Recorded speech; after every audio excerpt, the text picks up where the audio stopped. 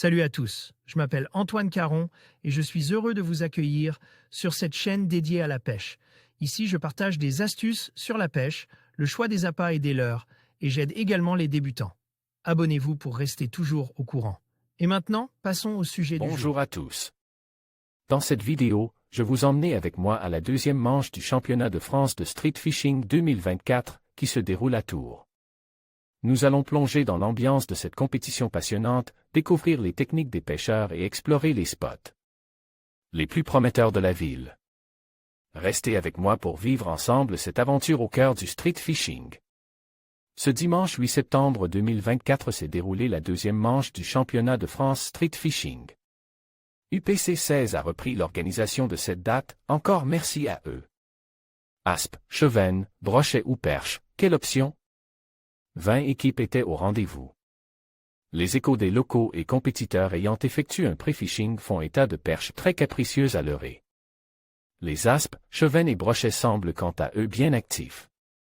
Les options sont nombreuses et risquées sur ces beaux poissons souvent capricieux. Le départ est donné à 7h30, les compétiteurs s'élancent tous vers l'aval du secteur. Le duo Verger-Janson s'adjuge une première place avec une très large avance.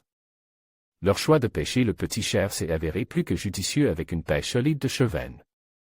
Des perches, brochets et aspes complètent leur quota. Derrière eux, on retrouve des binômes moins habitués au podium, mais auteurs d'une belle pêche, Mirbeau, Fourmestro et Urgent.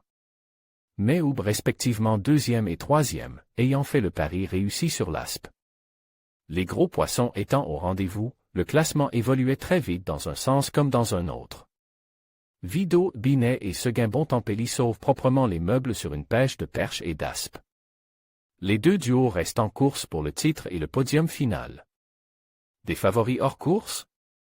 Cela semble compromis pour le duo Calu-Gagné, 14e, auteur d'une nouvelle contre-performance, en complète panne de réussite qui font les frais de poisson capture dans la dernière heure et demie par de nombreux binômes. Le binôme, 4e en 2023, décrochait un aspe d'environ 60 cm dans les herbiers denses, une perche ou encore un brochet. Et n'arrive pas à se sortir de la crise.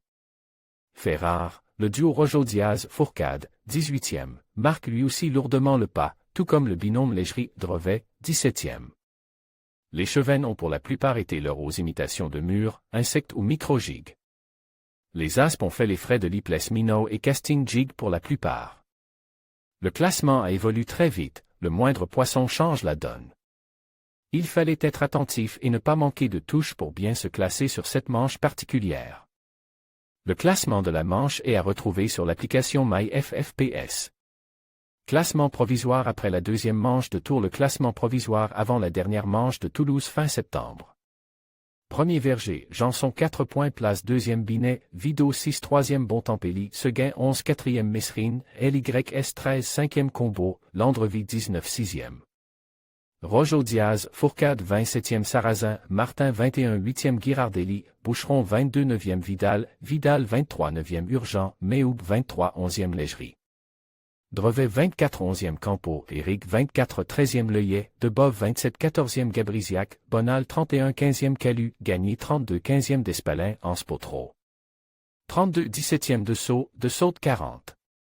En conclusion, la deuxième manche du championnat de France de Street Fishing 2024 à Tours a été un véritable succès. Rassemblant des passionnés de pêche urbaine dans une ambiance conviviale et compétitive. Les participants ont démontré leur talent et leur stratégie, tout en mettant en avant la beauté des rivières de la ville. Nous remercions tous les compétiteurs, les organisateurs et les bénévoles qui ont contribué à faire de cet événement une réussite. Rendez-vous pour la prochaine manche, où de nouvelles aventures et défis nous attendent. À bientôt au bord de l'eau.